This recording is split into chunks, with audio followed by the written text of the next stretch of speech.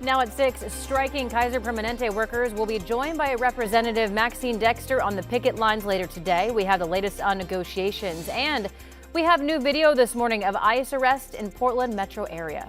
And I felt like it needed to be documented. We spoke to the local woman who watched it happen. And Halloween just 2 weeks away, and coming up we'll show you why a creepy exhibit filled with creepy dolls is now at a Minnesota museum. KGW News at Sunrise starts right now.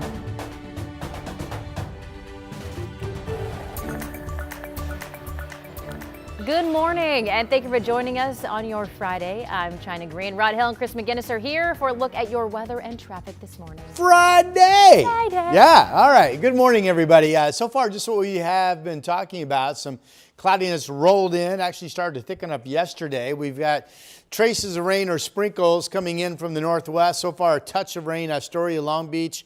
There's Longview, and sprinkles trying to make the way into Portland. It'll be just traceable amounts of rain if you get some, and it will be gone later this morning. We are cloudy, and that sets the stage for a very pleasant temperature as we begin our day. The state capitol live, 51 degrees in Salem, and we have similar temperatures up here in Portland as well. There are the clouds. You can plainly see them over downtown.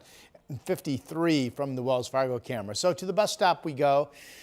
Rain jacket, I don't know. There could be some sprinkles out there this morning. I really think that would be it. Sun comes up at 7:30, a cloudy start, but starting to see some sun by the lunchtime recess, 57 degrees, wind stay light, and then there should be bright sunshine out there about the time the kids get out of school, 62 degrees, and it will go on to be a really nice evening for you as well. Here's Chris. Rod, that looks really good. All right, thanks for that. Let's get you down to the south side of Portland right now. Photojournalist Eric Patterson on the scene of a fire that has South Arthur closed right now at Corbett. This is, for perspective, is at the International School of Portland. You can see Portland Fire and Rescue on the scene. Eric telling us it looked like a deck on the back side of the school may have burned. At this point, no more smoke there. It looks like that's under control, but obviously the traffic impact is that Corbett and Arthur, that area currently blocked off. We'll keep you posted on this over the next little bit, see if we get any more details. Back to your freeway drive, your Highway 26 commute wide open at the Sylvan Hill. I mean, there's more traffic out there than our last check, but so far zipping right along on that side of town as we are out of Clark County. Right now, a speed limit drive on area freeways. China? Thank you, Chris. We have breaking news overnight. Multiple people have been displaced after an apartment fire in the Bridal Mile neighborhood in southwest Portland. This happened around midnight near Southwest 59th Avenue and Beaverton Hillsdale Highway. Portland Fire and Rescue say that the fire was contained to a fourth floor apartment unit. One person evaluated, but no other injuries were reported here. Multiple residents were displaced by water damage from the sprinkler system. And officials say that the fire was caused by an unattended candle, adding that the smoke alarms in the unit were likely not working. Around 4,000 Kaiser Permanente workers continue to strike this week for more staffing and better wages. And this morning, Oregon Representative Maxine Dexter is expected to hold a press conference at the picket line. Sunrise reporter Thomas Schultz joins us from Clackamas, where the news conference will be. And Thomas, bring us up to speed on what's going on here. Yeah, China, thousands of workers, not only here in Oregon, but Southwest Washington, walked off the job on Tuesday as part of a strike that's going to last until Sunday morning. These are people like nurses, therapists, social workers, and other healthcare workers who are on strike after union leaders say Kaiser has been unwilling to address key issues, like a lack of staff and salary concerns.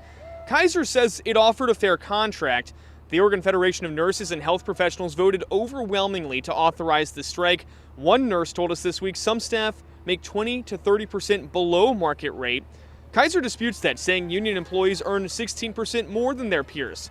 This is all part of a larger strike happening at Kaiser medical centers in several states, and negotiations have been going on since March.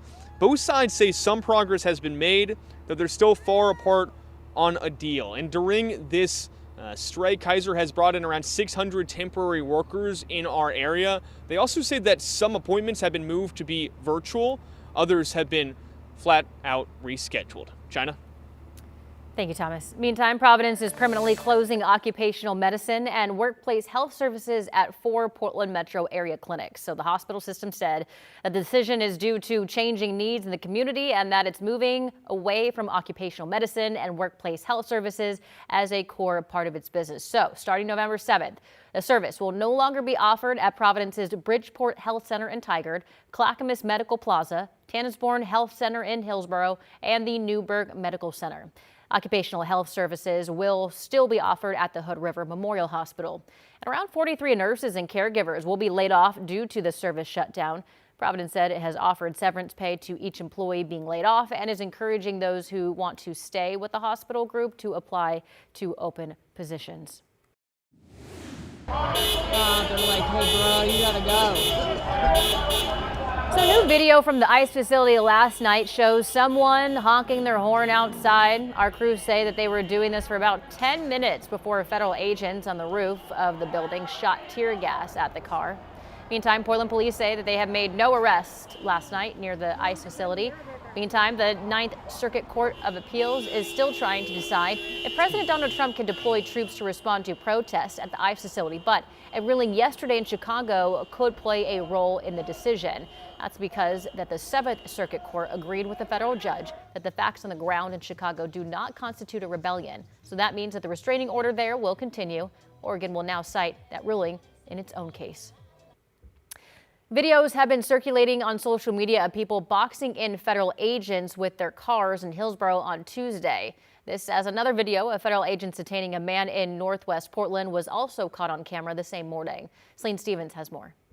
It was jarring to see it in my own neighborhood, and I felt like it needed to be documented. This is video captured Tuesday morning around 8 in Northwest Portland along Nadeau Parkway of a man appearing to be detained by federal agents. That's when Gina Gladstone says she noticed multiple cars and agents surrounding this Toyota. It didn't look like the Portland police. They had the tactical vests, one said DHS, maybe federal police. I started videotaping, and 2 of the officers who didn't have their faces covered immediately covered their faces. She described it all as frightening. I was afraid that nobody would know what happened to this person. He didn't resist. It was a young man. He looked bewildered. He looked frightened. According to the law firm who says they are representing the man, they say they, quote, can confirm that my client entered the United States legally. However, we currently do not have complete information regarding his subsequent status and proceedings. We can play. My car's bigger than yours. Less than 2 hours later, another incident was being filmed in Hillsborough, this time with drivers boxing in federal agents with their cars. If you have a car, please pull behind them. It's ICE. Kylie Delgado says she got an alert from a community group she's in, warning that federal agents were outside a nearby apartment, so she went to check it out. When I pulled up, they refused to identify themselves. And then once they did, they said that they were Hillsborough Police Department, but didn't have proper identification. She said federal agents said they had a warrant, but didn't show it. Hillsborough police confirmed their officers were not involved in the incident. KGW reached out to ICE for comment, but they referred to U.S. Customs and Border Protection. You're not going anywhere. Delgado explaining the reason for her actions, saying she sees an abuse of power and wanted to ensure the safety of the neighborhood, wanting people to know about resources available to them like the Portland Immigrant Rights Coalition. They don't belong here in our streets. Our electeds have said as much, our neighbors have said as much, and we want them to leave. Celine Stevens, KGW News. A Portland woman who was detained at the Canadian border is still in custody this morning, even though her deportation case is now over. That's according to Congresswoman Maxine Dexter. Lawyers say that Jackie Merlos was having a picnic with relatives at Peace Arc Park in June when Customs and Border Protection accused her of attempting to, quote, smuggle illegal aliens into the U.S. Her children were later released to a family friend while her husband was deported to Honduras. Dexter says that the judge acknowledged that there's no legal basis for Merlos to be detained or deported and is calling for her immediate release. This morning, a man is set to be sentenced after he was convicted of fatally shooting two brothers in 2023. Jomanpreet Singh was found guilty of murder, manslaughter, unlawful use of a weapon, and recklessly endangering another person. On May 3rd, 2023, Singh called 911 to report that he shot two men. Singh was not related to the men. In Longview, police say 11 kids and teens have been charged with vandalism at an elementary school and a golf course. So these are the photos of the damage at Mint Valley Golf Course in June. Police say 4 teens ages 15 and 16 caused tens of thousands of dollars in damage after allegedly stealing 9 golf carts and taking them on joyrides. Authorities allege the same 4 teens, along with 7 other kids as young as 12 years old, broke into Mint Valley Elementary the night before. Officers say the teens damaged computers, discharged fire extinguishers, and stole food. All right, your time now is 6:10. Taking a live look over our city from our Rose City Skycam. It looks a little cloudy. I'm just going to say it looks cold out there, but I am no expert here. Rod Hill is going to join me. But cold to me is like below 85.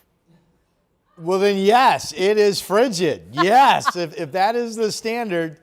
Hold on, China. Okay. If that is the standard, I'm going to grab every piece of clothing I can find. All right, here's my vest. Let's get rolling. Actually, you know what's interesting is that this doesn't always hold true, but more often than not, when you get clouds coming in overnight, if the clouds are there early in the evening, which they were last night, then the daytime temperatures never really cool off that much. So actually the clouds can be your visual indicator that it's quite warm outside by local standards. We have temperatures about 50 degrees out there this morning. Clouds across our state are at least broken. We've got some traceable amounts of rain coming across Long Beach, Astoria, Kelso, Longview. And there may be some sprinkles make it to Vancouver and up into Portland this morning. Here's the Springs of the Waterfront camera in Vancouver. And there's that, warm temperature by our standards for this time of the morning, 53 degrees, 51 in Tigard, 49 in Happy Valley, 49 in Oregon City as well. And you can tell the clouds go all the way down through Albany and Corvallis because those temperatures are 49 and 50 degrees as well. All right, Futurecast 8 o'clock this morning. Here are the clouds. The green specks or dots represent the chance of sprinkles or traceable amounts of rain. And then here comes the increasing sun from the northwest. We'll see some clearing as we get rolling into the afternoon. So it turns out to be pretty nice day really when it's all said and done. And most areas in our state will hit 60 or better for forecast highs. It's getting hot in my vest, so I took it off. All right, 7-day forecast. 63 today, a day that turns out to be lovely. There should be twinkling stars for your Friday evening. We'll cloud over tomorrow after early sun. There's a frontal band tomorrow night that brings heavy rain, but timing is after midnight. And then that's through by sunup Sunday, but Sunday goes on to see heavy showers coming and going with temperatures about 60 degrees. Again, currently we are about 35 degrees in the chill zone, according to our China Green. All right, China, back to you.